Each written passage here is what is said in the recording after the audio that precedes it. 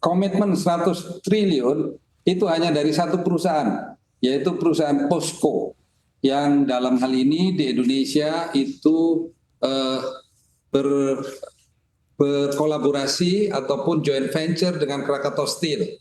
Tetapi untuk yang lain-lain masih banyak lagi itu. Yang lain sebagian sudah ditandatangani beberapa waktu yang lalu.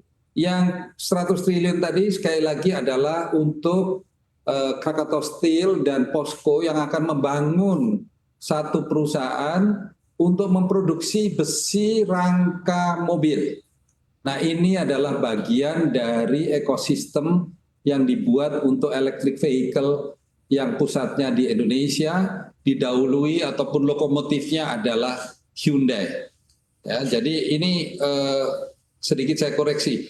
Sementara yang lain-lainnya telah berjalan, seperti contohnya adalah misalnya tentang integrasi dari hulu ke hilir pabrik baterai misalnya, yang dibangun di Kerawang dan Jawa Tengah Batang, itu mereka total akan berinvestasi sekitar 9,8 miliar US dollar atau lebih dari 120 triliun. Ini lebih besar lagi.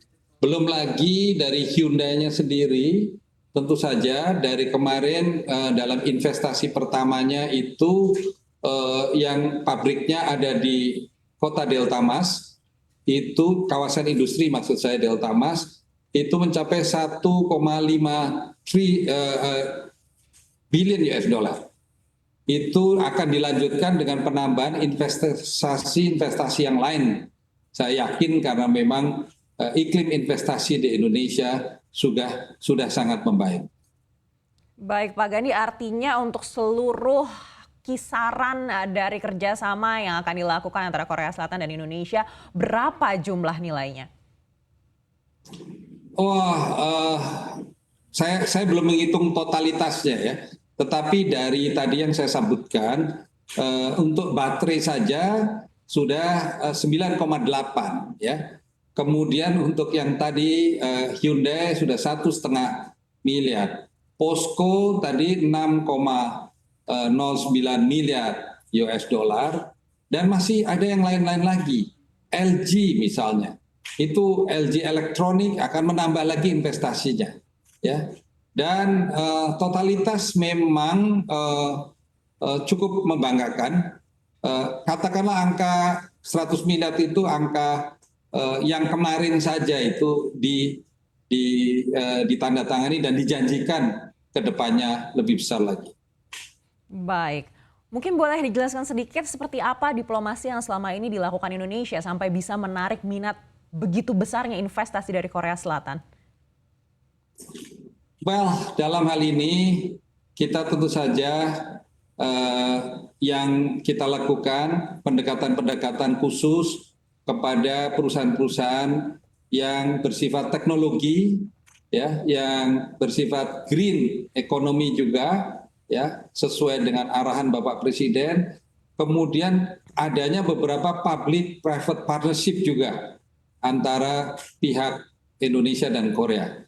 Saya sendiri baru bertugas kurang lebih 7 bulan. Saya datangin satu persatu perusahaan-perusahaan tersebut dan saya berkenalan dengan chairman-nya langsung sambil saya memperkenalkan iklim investasi Indonesia yang baru saat ini. Saat ini Indonesia sudah memiliki Undang-Undang Nomor 11 misalnya. Saya jelaskan bagaimana undang-undang ini memberikan reformasi tentang perizinan. Ease doing business adalah tujuan utama daripada undang-undang ini. Juga penciptaan lapangan kerja bagi generasi muda Indonesia yang saat ini hampir 70% itu usia produktif warga negara Indonesia dari 276 juta jiwa masyarakatnya. Jadi diplomasinya adalah diplomasi pendekatan yang struktural dan juga secara beberapa dimensi lah. Jadi saya tidak hanya dari sisi pendekatan bisnis saja, tetapi juga pendekatan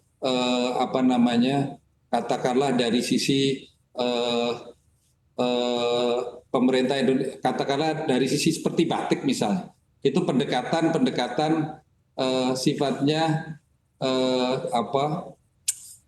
kemanusiaan, ya, pendekatan private to private, itu saya lakukan dengan cara saya roadshow kepada mereka.